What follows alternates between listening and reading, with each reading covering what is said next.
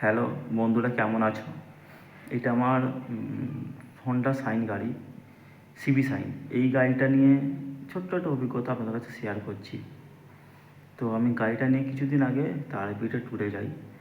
সেইখানে গিয়ে প্রায় 270-80 কিলোমিটার বাইকটা চালাই।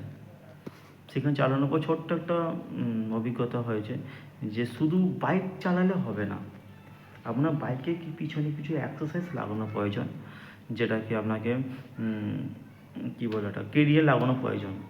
কারণ যদি পিঠে আপনার কোনো ব্যাগ থাকে, আপনি সেই ব্যাগ নিয়ে কন্টিনিউ আপনি বাইক চালাতে পারবেন না। এটাতে আপনার শরীর, কাঁধ এবং দুটোই উপর পরিশ্রম করবে এবং আপনি টায়ার্ড, ক্লান্ত বোধ করবেন। শরীর একটা বিরক্ত বোধ হবে, ভালো লাগবে না, ক্লান্ত বোধ করবেন।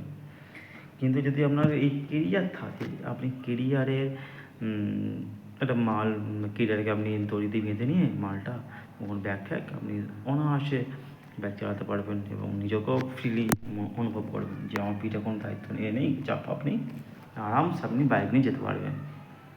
এটাই আমার একটা অভিজ্ঞতা সঞ্চয় করিয়েছি।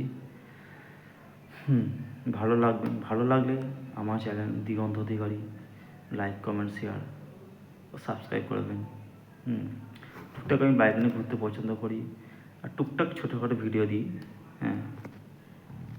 ধন্যবাদ।